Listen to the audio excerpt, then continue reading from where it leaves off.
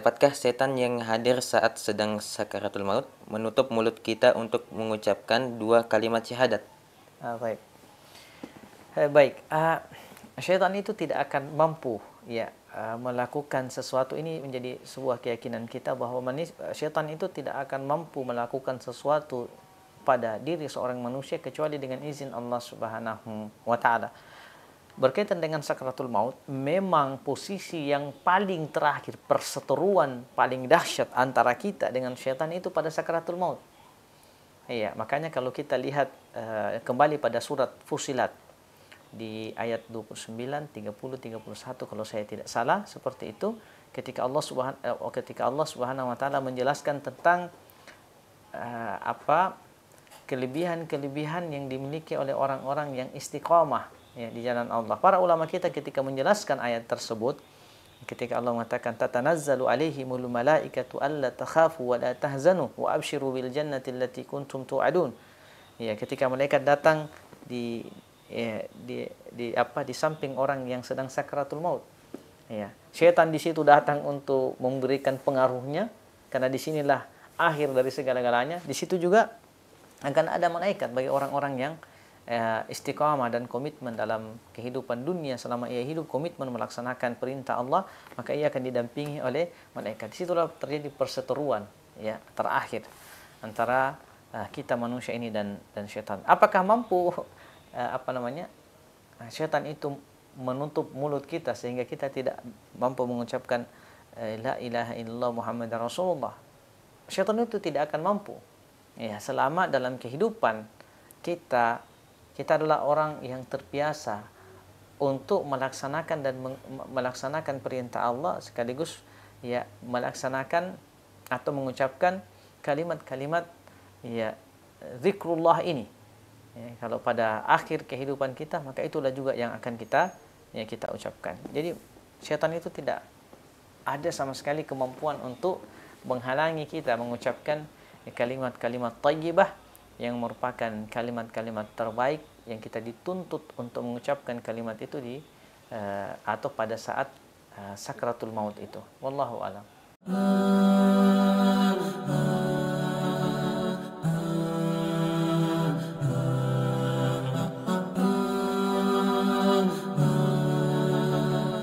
Saya pernah mendengar dalil bahwa Nabi Muhammad pernah bertemu dengan setan.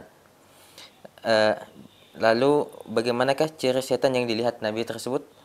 Waktu saya kecil pernah melihat setan, lalu saya tanya kepada Ustaz perihal kejadian tersebut. Lalu Ustaz tersebut menjawab bahwa orang yang bisa melihat setan, ada setan juga di dalam dirinya. Iya, baik. Ini diskusi kita perlu dibedakan antara jin dengan syaitan. Ala kulli hal, apakah Nabi SAW pernah melihat syaitan? Ini yang sudah tadi disebutkan. Adapun kalau orang kita ini melihat syaitan, perlu lagi dipertanyakan, apakah betul-betul itu yang kita saksikan itu syaitan, atau mungkin hanya halusinasi kita dari rasa takut. Kan biasanya gini,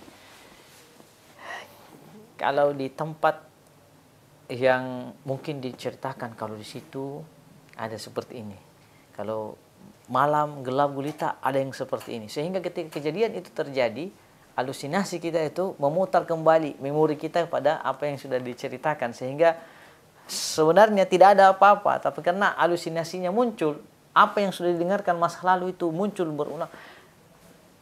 Pohon yang sedang berdiri itu kadang berubah menjadi suatu hal yang seperti sebuah hal yang bergerak karena halusinasinya. Iya, makanya kadang-kadang lucu-lucu juga ya, orang katakan saya lihat setan, padahal kalau dilihat, di mana kau lihat setan? Di situ. Pada saat kita kesana tidak ada apa-apa yang terjadi, itu karena halusinasinya saja ya. Angin berhembus, dibilang ada sesuatu yang melintas, padahal angin saja yang berhembus ya. Jadi ini memang apalagi pendangkalan keyakinan dan akidah kita ini banyak terjadi melalui media-media yang kita saksikan hari ini. Maka itulah yang terdoktrin kepada setiap kita yang seringkali nonton, yang menyaksikan yang seperti ini. Adapun yang perkataan ustadznya tadi, yang bisa melihat setan berarti ada setan dalam dirinya. Maka ini perlu dikaji, karena memang pada dasarnya kita ini tidak bisa melihat. Yang bisa kita lihat itu penampakan saja dari jin-jin yang kemudian ingin mempertakuti kita, memberikan kita rasa was-was dalam diri ini. Untuk menghilangkan semua itu, bangun keyakinan bahwa tidak akan pernah ada yang terjadi kecuali apa yang ditetapkan oleh Allah Subhanahu wa taala. Syaitan sebagaimanapun, jin sebagaimanapun upaya usaha untuk memberikan mudarat kepada kita tidak akan mungkin terjadi kecuali kalau semuanya telah ditetapkan oleh Allah Subhanahu wa taala. Manusia itu adalah makhluk yang lebih mulia diciptakan oleh Allah dari seluruh makhluk yang ada. Apalagi kalau dibanding dengan syaitan dan jin. Wallahu taala alam.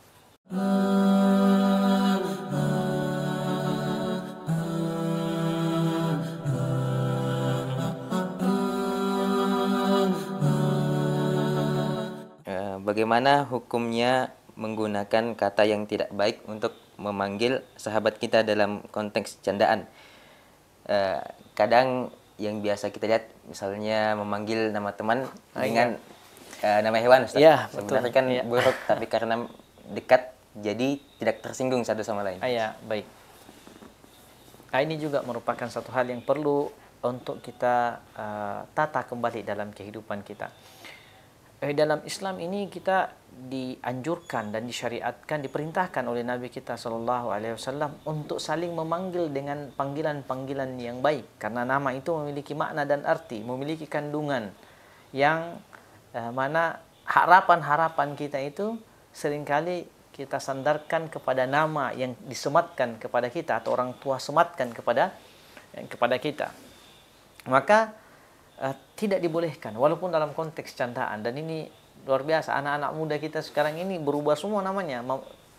Orang tuanya, ibu bapaknya beri nama Muhammad, tiba-tiba di kehidupan sehari-hari ya berubah namanya jadi nama-nama hewan, nama-nama yang tidak jelas makna dan artinya. Ya, ini tidak boleh.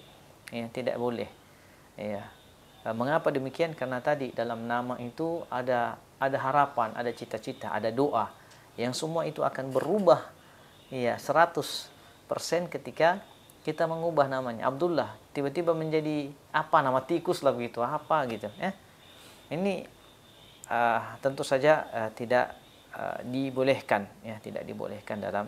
Makanya kalau kita lihat dalam perjalanan kehidupan Nabi Shallallahu Alaihi Wasallam, Nabi SAW kan berapa kali mengubah nama para sahabat ya, yang dianggap namanya itu tidak memiliki makna yang baik ya, maka diganti dengan nama-nama yang memiliki memiliki makna yang memberikan semangat, memberikan motivasi, menjadi doa ya.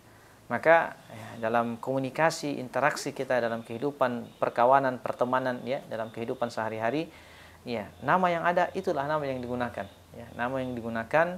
Kalau kita menemukan ada kawan atau teman yang namanya mungkin tidak memiliki makna atau tidak memiliki arti, bahkan artinya tidak baik, maka tidak mengapa diubah, tapi diubah ke nama yang lebih baik, bukan diubah menjadi nama hewan atau nama panggilan yang tidak bermakna sama sekali. Wallahu a'lam.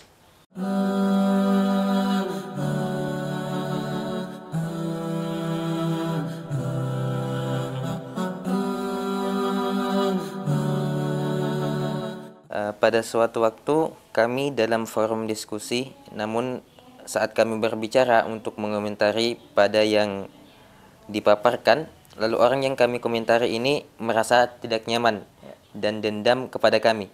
Bagaimanakah sikap yang harus kita lakukan dan bagaimanakah adab-adab berdiskusi berdasarkan ajaran Islam? Ya, baik.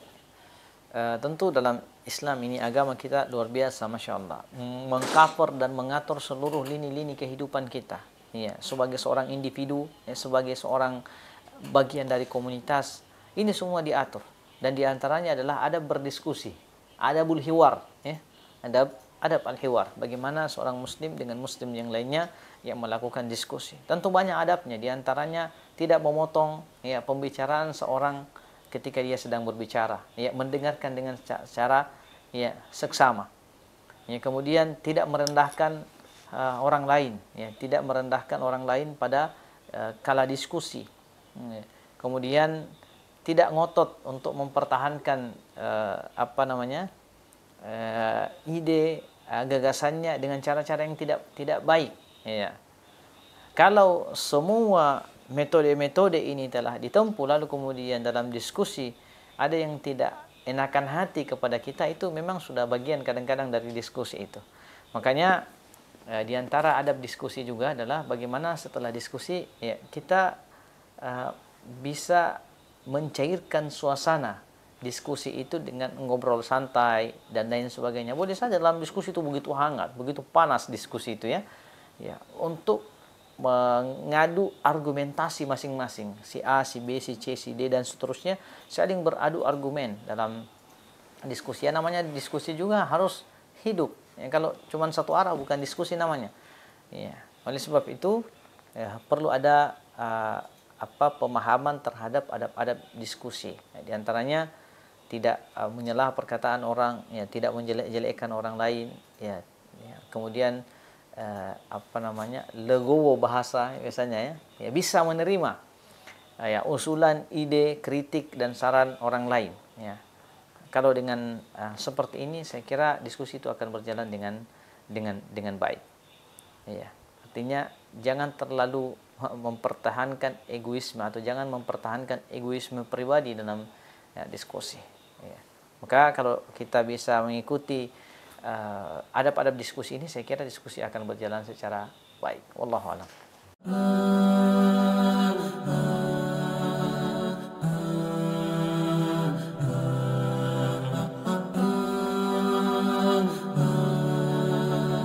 Jika seseorang bersumpah dengan lisannya Ya. tanpa ia keraskan, cukup dengan menggerakkan kedua bibir, apakah hal itu dianggap sebagai sumpah yang mengikat?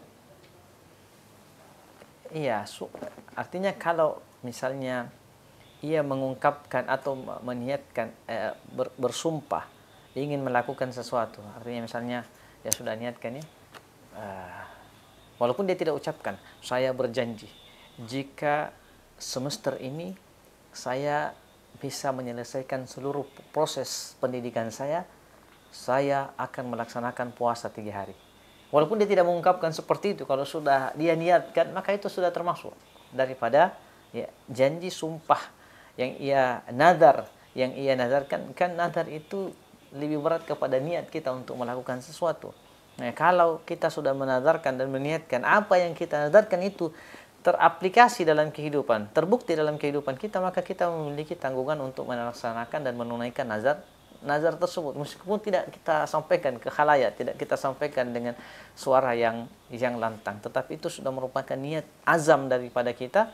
Maka jika kondisinya seperti itu, wallahu taala alam, kita mesti dan harus menunaikan apa yang telah kita nazarkan dan telah kita niatkan dan ya sumpahkan tersebut.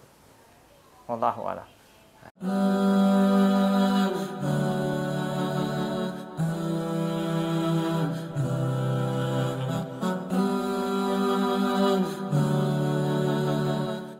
Terkadang kita dengar orang cerita kepada kita, kalau kita lihat langsung kita tahu dari nada bicaranya orang tersebut bahwa orang tersebut sedang menyombongkan misalnya pencapaiannya, jabatannya. Okay. Yang jadi masalah, Ustaz, terkadang terbesit dalam hati bahwa kita ini lebih baik dari orang yang kita ajak cerita itu. Jadi kita terpancing untuk membicarakan pencapaian kita juga dengan kesombongan seperti itu. Bagaimana solusinya? Ya, baik. Sombong ini memang juga merupakan satu di antara madakhilus syaitan, dan saya kira kita sudah pernah menjelaskan dalam pertemuan-pertemuan sebelumnya tentang madakhilus syaitan atau pintu-pintu masuk syaitan menjerumuskan manusia. Di antaranya al-kibr. Di antaranya al-kibr. Al-kibr itu menganggap remeh manusia. Iya. Menganggap manusia lain itu lebih rendah statusnya, derajatnya, lebih kurang mampu daripada dia.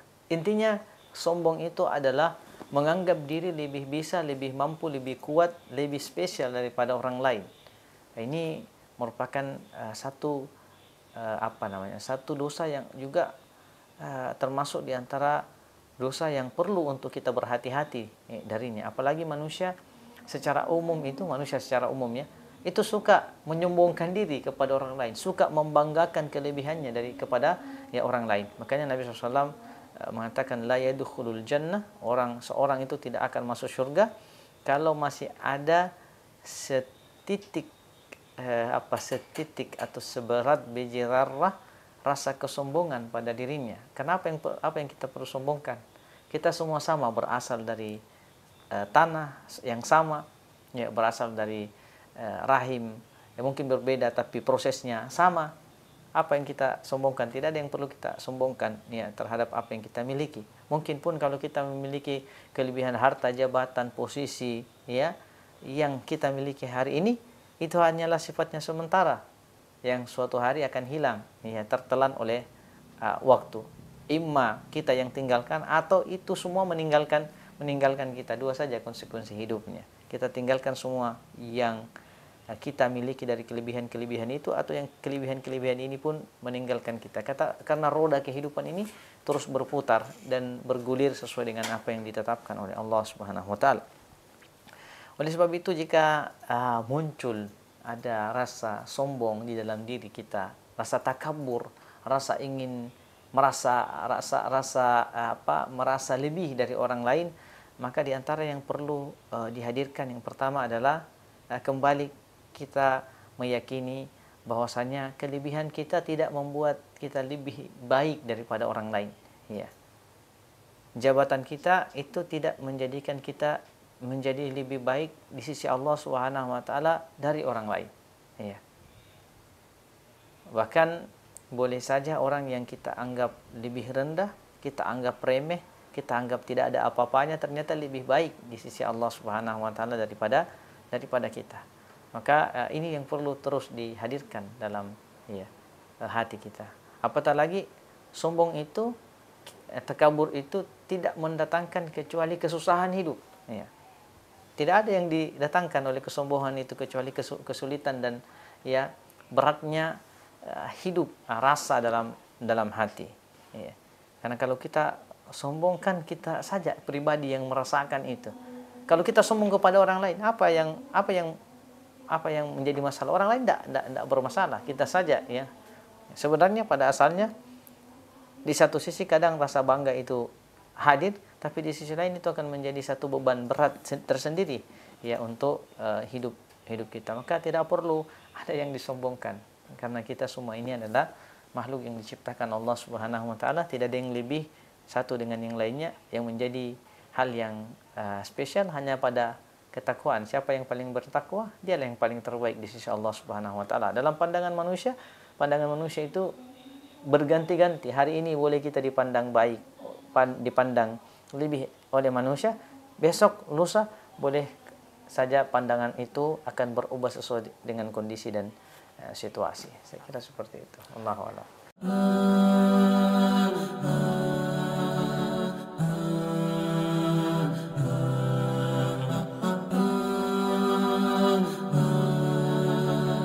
Bagaimana yang kita ketahui bahwa karakter setiap orang itu berbeda-beda. Ada yang pendiam, ada yang cerewet. Ya, betul. Justru yang cerewet kadang ini sebagian perkataannya justru menyakiti hati temannya tanpa dia sadari. Kalau mau dinasihati agar jadi pendiam juga susah karena pribadinya, tabiatnya seperti itu. Bagaimana yang seperti ini, Ustaz? Baik. Ya, bismillah, alhamdulillah. Jadi tentu Allah Subhanahu wa taala menciptakan kita ini berbeda-beda dari sisi tabiat, dari tingkah laku, cara berpikir, pola kita, akhlak dan adab itu berbeda-beda. Ya, tergantung di mana kita dibesarkan. Ya. Makanya Allah mengatakan inna khalaqnakum min dzakari wa unsa wa ja'alnakum syu'uban wa qabaila lita'arafu inna akramakum indallahi atqakum. Dalam ayat ini kita bisa mengambil satu kesimpulan bahwa Allah Subhanahu wa taala ini menciptakan kita berbeda-beda, bersuku-suku, berbangsa-bangsa, warna kulit kita berbeda, ya, bahasa kita berbeda, adat istiadat kita berbeda, ya. Semua itu diciptakan oleh Allah Subhanahu wa taala dengan tujuan untuk agar supaya kita saling kenal satu dengan yang lainnya. Jadi perbedaan karakter manusia, perbedaan kebiasaan manusia itu biasa, ya. Tetapi dalam Islam ada nilai yang sudah memang dibangun di dalam syariat. Ya, tidak boleh kita mengatakan karena saya orangnya berasal dari suku A, berarti saya boleh melakukan apa yang ada di dalam suku saya atau dalam kebiasaan masyarakat saya.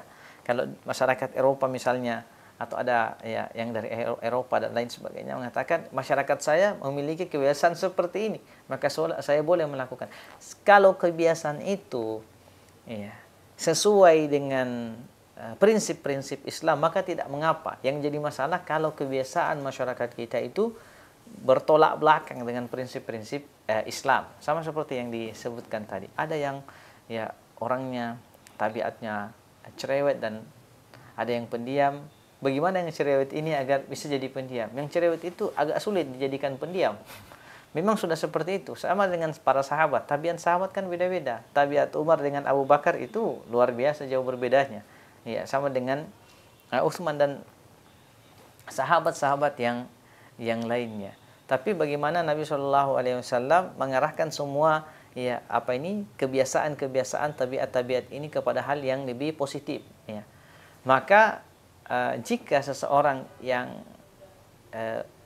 kebiasaannya banyak ngomong, banyak bicara, itu tinggal kemudian diarahkan untuk berbicara kepada hal-hal yang baik-baik, ya, sehingga tidak perlu ia mengungkapkan kalimat-kalimat bahasa-bahasa yang mengandung dusta, mengandung kebohongan, mengandung adu domba, ya, mengandung ghibah dan lain, menceritai orang lain dan lain sebagainya. Kan biasanya kalau kita ngumpul-ngumpul, ngobrol-ngobrol, ya teman-teman itu yang suka cerita, buat cerita-cerita sembarang. Ya. Kita tidak tahu ini riwayat ceritanya betul atau tidak. Intinya bagaimana menyenangkan orang dengan ketawa. Itu kan juga ada sabda Nabi Shallallahu Alaihi Wasallam bahwa Nabi SAW melaknat seseorang yang mengungkapkan cerita-cerita yang dusta untuk liyudhika bihin nas, ya, agar manusia itu agar manusia itu bisa tertawa dengan cerita-cerita ya tersebut. Tetapi ceritanya dusta, ceritanya bohong. Ini juga perlu diperhatikan. Jadi intinya tabiat kita ini berbeda-beda. Allah sudah ciptakan seperti itu. Tapi tabiat itu tidak boleh menjadi satu alasan, ya, menjadi satu argumen legalisasi kita melakukan hal-hal yang dilarang oleh Allah dan Rasulnya Shallallahu Alaihi Wasallam. Saya kira seperti itu. Wallahu a'lam.